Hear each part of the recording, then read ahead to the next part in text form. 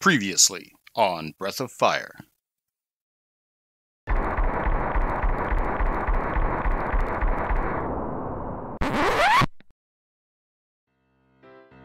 You know, sometimes being a light dragon isn't all that easy.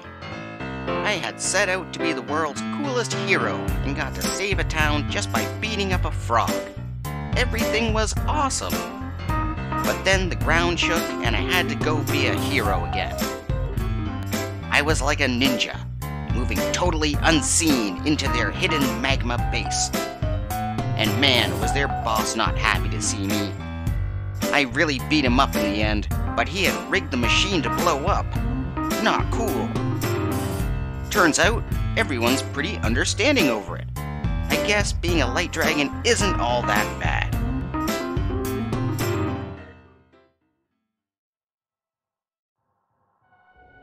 Welcome to a fine gaming experience, everyone. We are traveling off to the neighboring kingdom of Winland today, but before we head out, let's take a look at that key we took from the machine.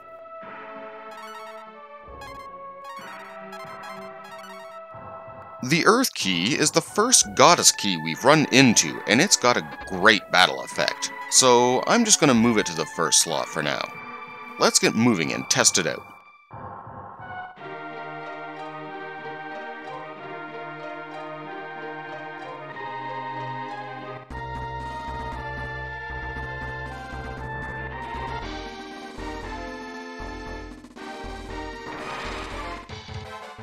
Perfect! A great battle to show the key off in. It generates a 30 damage quake to all enemies on screen and can be used unlimited times. I'll be honest, this is going to get spammed a bit early on because it's so efficient. While enemy defense will continue to rise, few enemies right now have magic resistance to it. So that's going to be a reliable 30 damage compared to our melee attack.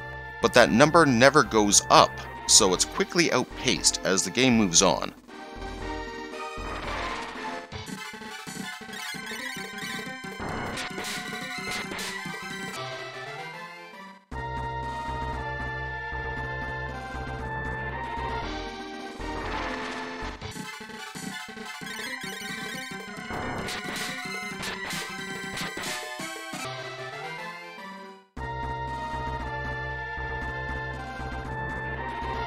Nanai has been completely flattened, so we can just walk right over it.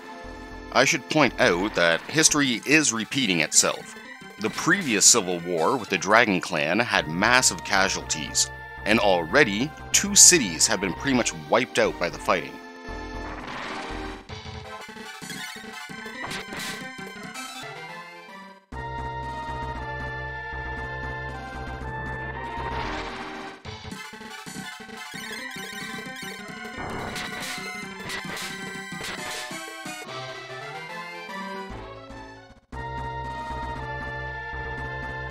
Winland is to our right, but let's check out this cave quick.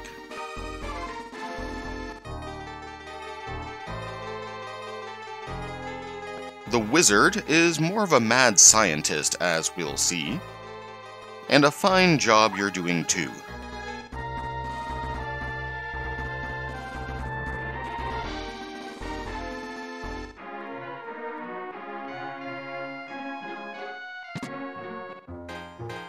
The first real inn of the game.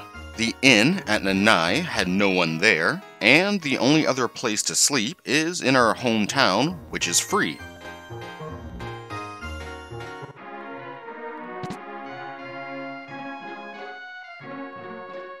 When members of the Wing Clan reach adulthood, they're able to transform into a great bird. We'll see an example of it next episode, but it's a bit of lore many people in town will talk about. Going to save that vitality potion for now.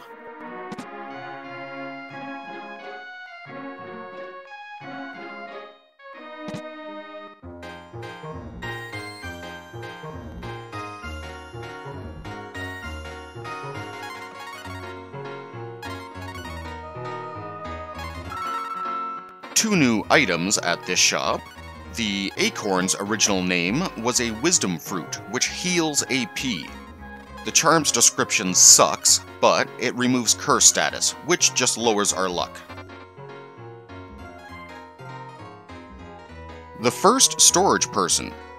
Inventory is limited, so he'll hold onto items for us.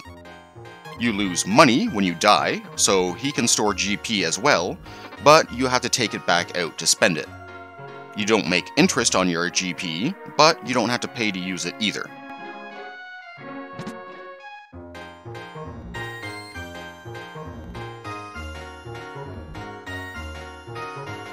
The weapon shop doesn't have much we want. That chainmail is tempting, but we want to save our cash for now.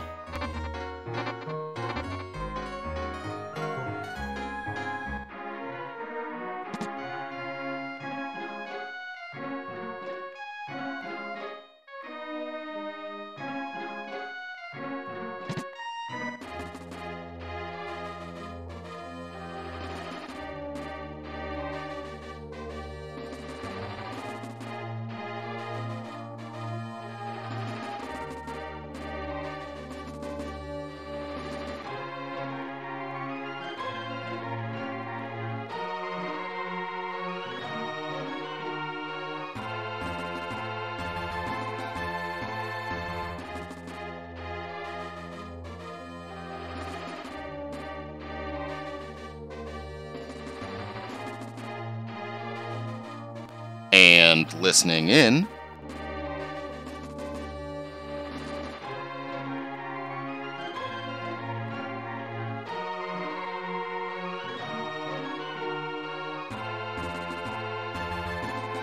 technically, she doesn't.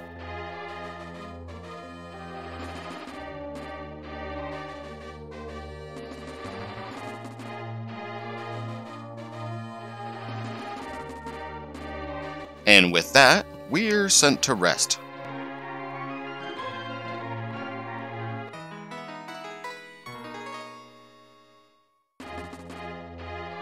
So we can switch over to our new character, Nina.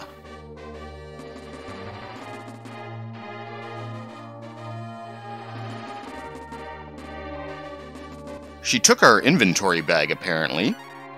Rapiers are her weapon of choice and starts with just a dress. Spell-wise, she starts with a 50 hit point heal, a defense boost, and an all-status cure.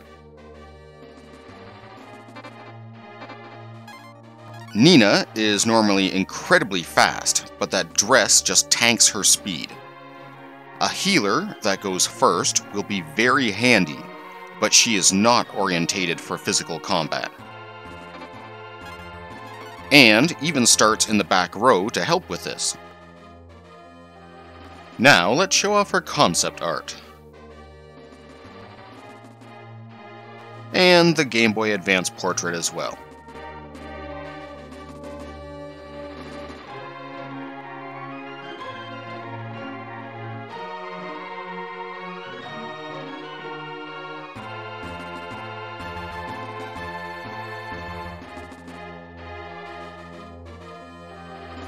So the Wizard of Karma is working with the Dark Dragons and poisoned the king.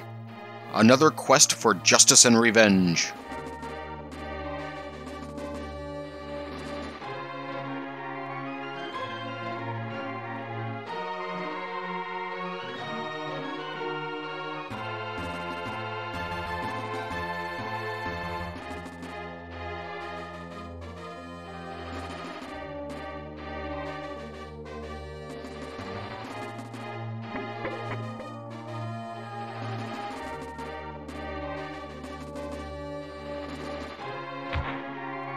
If you look around the castle, there's a good amount of supplies to get, including a few more armor pieces.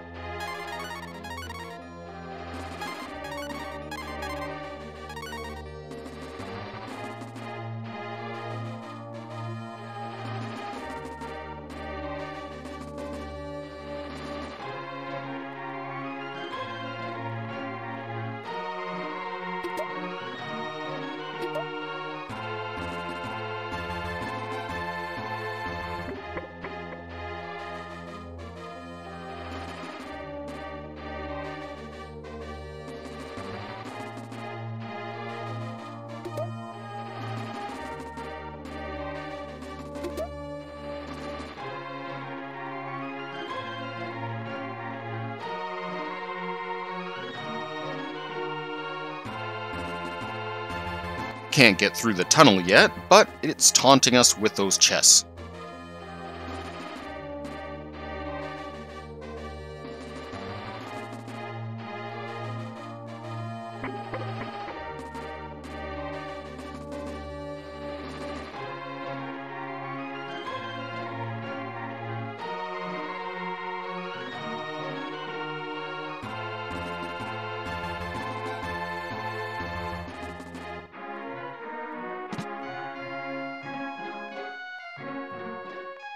No secrets in the waterfall, but it is a quick exit.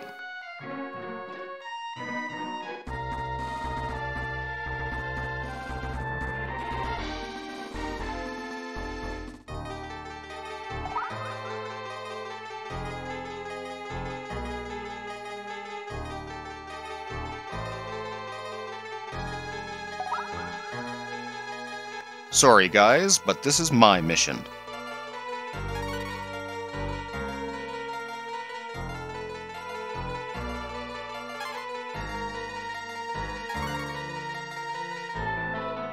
They end up pulling a "but thou must" moment and force themselves into the party, but we'll need the help.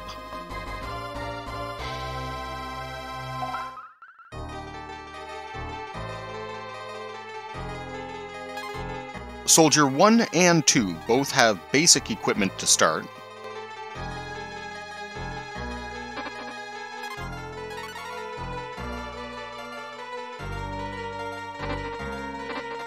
They have no magic, but are your generic fighter types as expected.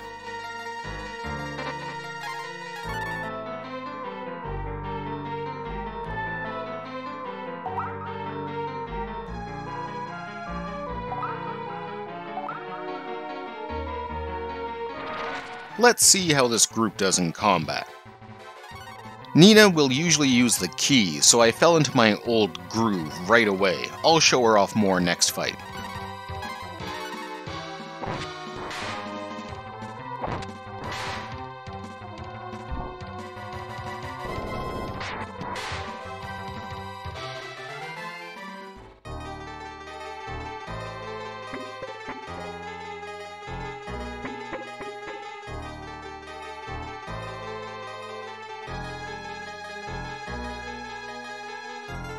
The layout here has various short paths with lots of items we'll be clearing out, but you might skip some your first time.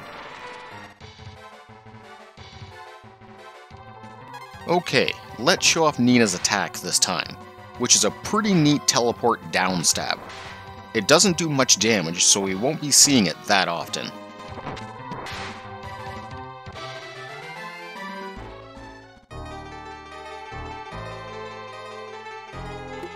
The suede gown was originally called leather clothing, and it will finally fix our speed issue.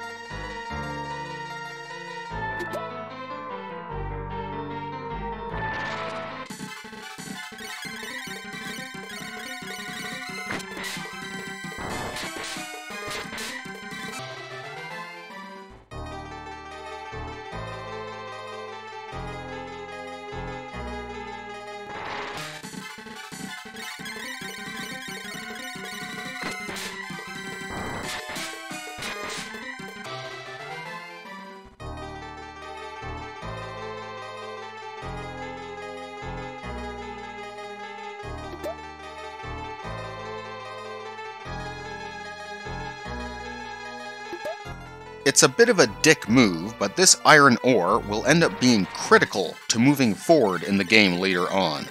And it's in an off path in this short dungeon you could miss without realizing it.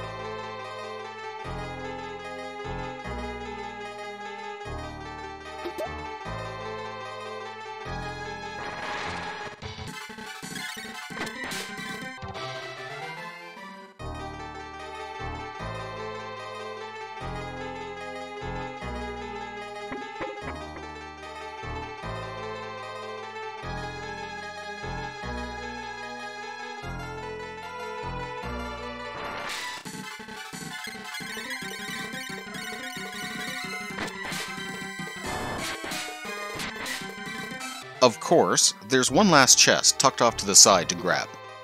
We'll save that cold stone and the bolt one we found for next episode.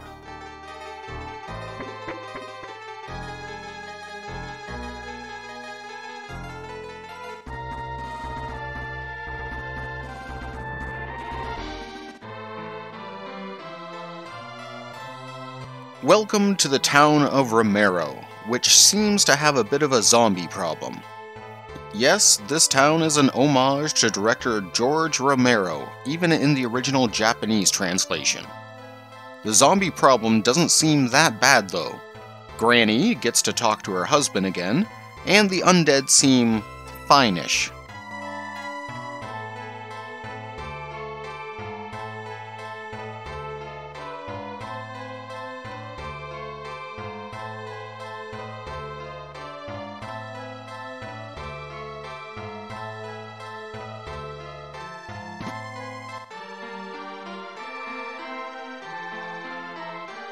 Why is it here? Well, let's find out. We'll need to remember these guys for later, but that's the second locked door we've seen.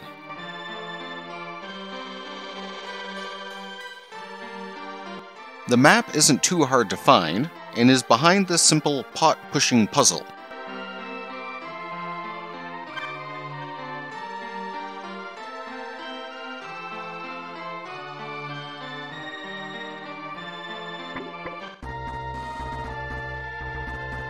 Pressing start opens the map, and we can see where we've been. We can zoom out with A, and see we've got a lot more to explore yet.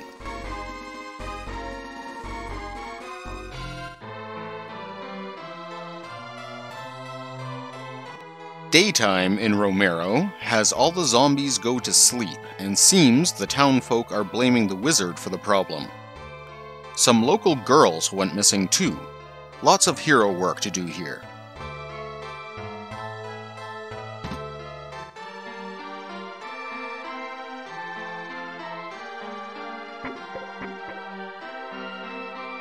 Take a close look at that portrait there, and you might recognize Arthur from Ghouls and Ghosts fame. We'll see a few hidden Capcom cameos like that down the line. We were saving that vitality potion for Nina, so better use it.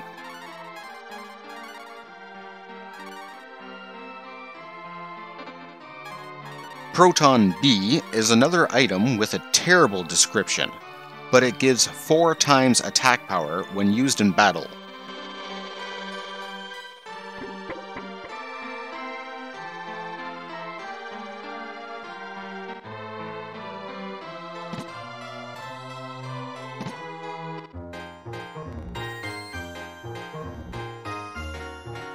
The shop has 2 gowns for us, but the silk one is worse despite being more expensive.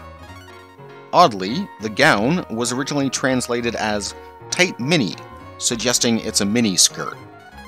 Silk gown was just silk clothing.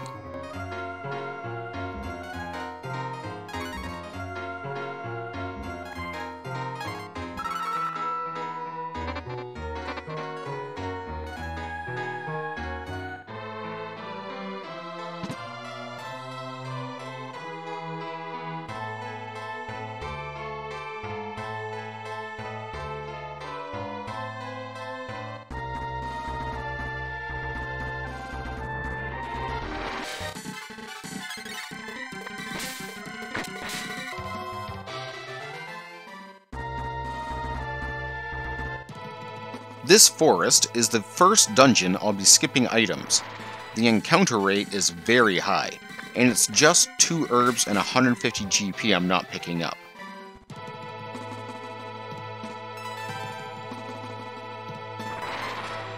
You get a new enemy type this episode.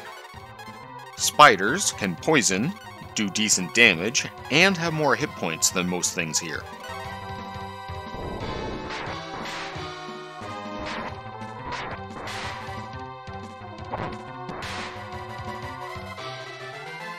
The Dark Kiss is yet another poorly described item. It should do your hit points and damage, but only has a 25% accuracy.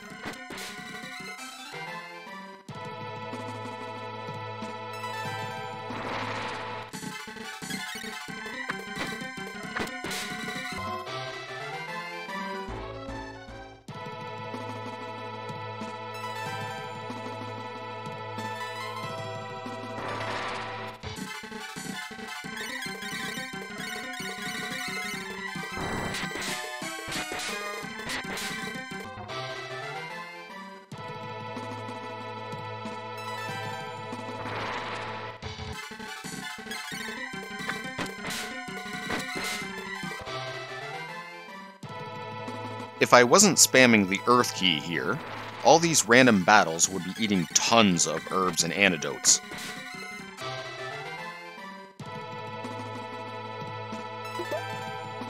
I thought the bandage might have been a mistranslation, but it really was just a bandage.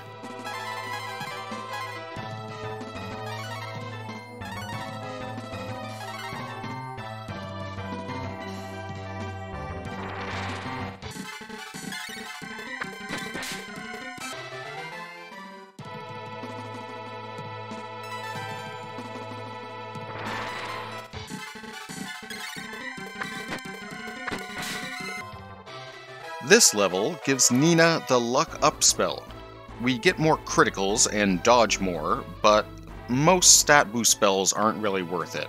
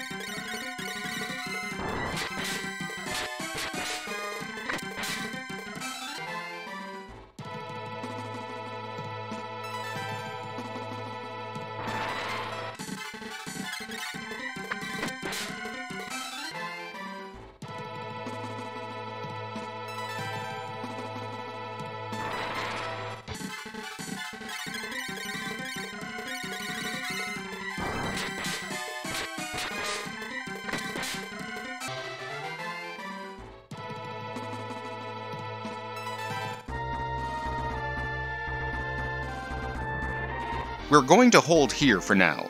The tower is one doozy of a level with lots going on, so I hope to see you all here next time. Take care.